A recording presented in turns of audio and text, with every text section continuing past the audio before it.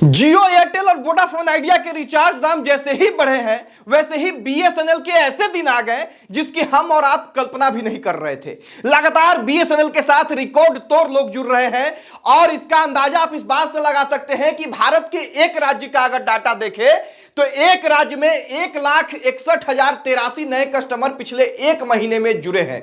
वहीं रिलायंस जियो से 6,01,508 कस्टमर अलविदा कह चुके हैं और एयरटेल से 68,412 कस्टमर जो है वो एयरटेल से छोड़ चुके हैं एयरटेल को और दूसरे कंपनी में जा चुके हैं। जितने भी बीएसएनएल के कस्टमर हैं जिसमें से एक मैं भी हूं, मेरे भी इस फोन में बीएसएनएल का सिम लगा हुआ है, तो इनका एक्सपीरियंस क्या है, क्या क्या समस्या आ रही है और बीएसएनएल क्यों पिछड़ जाती है, वो सब कुछ आपको इस वीडियो में हम बताएंगे। साथ में यह बताएंगे कि जियो, एयरटेल और वोडाफोन जैसी कंपनी अपने रिचार्ज का दाम क्यों बढ़ाई है। क्या यह लॉस में चल रही थी? नहीं, यह कंपनी प्रॉफिट में चल रही थी और इतना प्रॉफिट में चल रही थी जिसे देख के आप हैरान हो जाइएगा। और यह सारी कंपनी बीएसएनएल की वजह से अपना रेट बढ़ा रही है। अगर बीएसएनएल चाहेगी तो यह सारे कंपनी अपने मोबाइल रिचार्ज का दाम तुरंत कम कर देगी। कैसे, वो आपको आगे समझ में आएगा। एक एक करके हर एक चीज पे चर्चा करेंगे कि कैसे बीएसएनएल जो है वो अपने सर्विस को और बेहतरीन कर सकता है, कैसे बीएसएनएल की वजह से सारे कंपनी ने अपना रेट बढ़ाया, कैसे बीएसएनएल अगर चाहेगी तो सारे कंपनी जो है घुटने टेक देंगे और कैसे बीएसएनएल से लगातार लोग जुड़ रहे हैं और बीएसएनएल का सिम आउट ऑफ स्टॉक हो रहा है। सबसे पहले नमस्कार, मेरा नाम राकेश है और आप प्रयास न्यूज पे ये वीडियो देख रहे होंगे। देखिए, लगातार जैसे ही जियो, एयरटेल और वोडाफोन आइडिया का रिचार्ज प्लान का रेट बढ़ा है, लगातार लोग बीएसएनएल की ओर शिफ्ट हो रहे हैं। सोशल मीडिया पर ट्रेंड चल रहा है, एक्स पे जो है लगातार लोग पोस्ट कर रहे हैं और बीएसएनएल की ओर लगातार लोगों का रुझान बढ़ रहा है। एक डाटा की माने तो पिछले एक महीने में राजस्थान में 1,61,083 नए कस्टमर जुड़े हैं और इससे भी बड़ा इंटरेस्टिंग फैक्ट यह है कि यहां पे जियो से 6,15,08 कस्टमर जो है जियो से अलविदा कह चुके हैं। वहीं अगर एयरटेल के कस्टमर की बात की जाए तो 68,412 कस्टमर एयरटेल को भी अलविदा कह चुके हैं। यानी इस डाटा को देखने के बाद यह स्पष्ट पता चलता है कि लगातार जियो और एयरटेल से कस्टमर अलविदा कह के बीएसएनएल की ओर शिफ्ट कर रहे हैं। बिहार के डाटा की बात की जाए तो बिहार में प्रतिदिन 8 से 10,000 नए सिम जो है वो बीएसएनएल के बिक रहे हैं और कई ऐसे जगहों के बारे में हम जानते हैं। नालंदा की बात कर लें, बेगूसराय वगैरह की बात कर लें, औरंगाबाद की बात कर लें तो वहां बीएसएनएल का सिम आउट ऑफ स्टॉक तक हो जा रहा है, इतना ज्यादा सेल हो रहा है। वहीं अगर धनबाद सिटी की बात की जाए तो जहां पर डे बीएसएनएल के सिम बिकते थे वहां अब 500 से ज्यादा रोज सिम बिक रहे हैं। और एक और इंटरेस्टिंग फैक्ट यह है कि इस वक्त जितने भी सिम बिक रहे हैं उसमें 90% बीएसएनएल का सिम बिक रहा है। यानी बीएसएनएल के प्रति लोगों का रुझान तो हो गया है, लेकिन क्या बीएसएनएल लोगों के भरोसे पे खरा उतर पाएगी?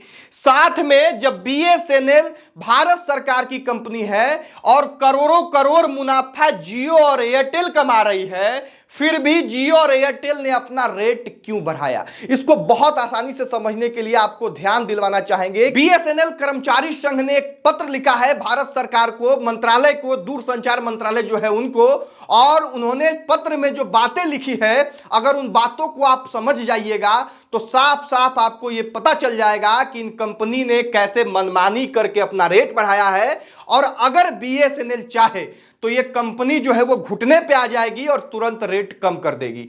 ये कंपनी रेट बढ़ाने के पीछे जो है वजह देती है एआरपीयू, यानी एवरेज रेवेन्यू पर यूजर। इसका हवाला देके ये कंपनी जो है वो रेट बढ़ा रही है, कह रही है कि हमें भाई नुकसान हो रहा है। दुनिया भर में जो है अलग अलग देश में तमाम टेलीकॉम कंपनी जो है वो एक व्यक्ति से ज्यादा पैसा कमाती है और भारत में ये सबसे कम है, यानी एवरेज रेवेन्यू पर यूजर जो है वो सबसे कम है। इस बात का हवाला देके इन कंपनीज ने अपना रेट बढ़ाया है। जबकि बीएसएनएल के कर्मचारी संघ के द्वारा जो पत्र लिखा गया है उसमें साफ साफ लिखा हुआ है कि 2023 और 24 में जियो ने 20,607 करोड़ का मुनाफा कमाया है, शुद्ध प्रॉफिट, यानी इतना साफ साफ इनको बचत हुआ है। 2023-24 में एयरटेल 7,467 करोड़ रुपया कमाई है, शुद्ध प्रॉफिट इनका हुआ है, प्योर बेनिफिट इतना।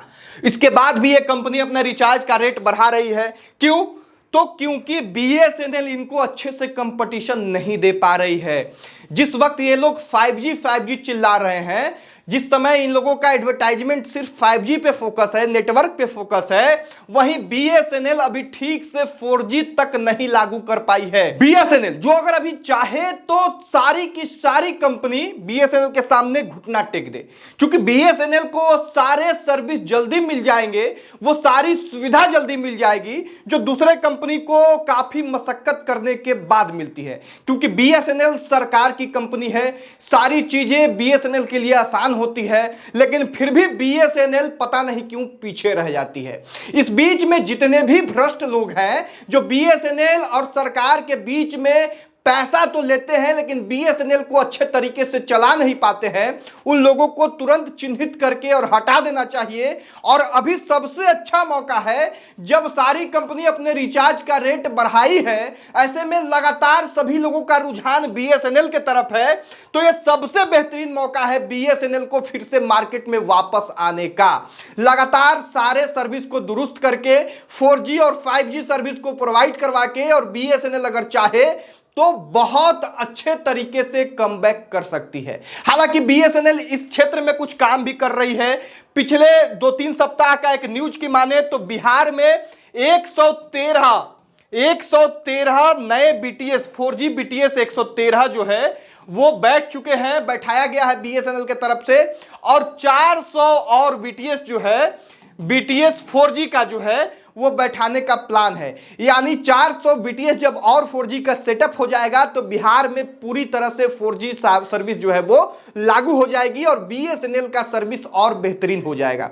बीएसएनएल का सिम मैं भी यूज कर रहा हूं और पिछले कई दिनों से लगातार जब मैंने इस सर्विस को इस्तेमाल किया तो मुझे भी यह महसूस हुआ कि बीएसएनएल को बहुत सारी चीजों को इंप्रूव करने की जरूरत है। सर्विस का क्वालिटी, नेट का स्पीड अगर जैसे ही बढ़ेगा तो लोग जियो को छोड़ के, एयरटेल को छोड़ के, वोडाफोन आइडिया को छोड़ के बीएसएनएल की ओर लगातार शिफ्ट करते रहेंगे।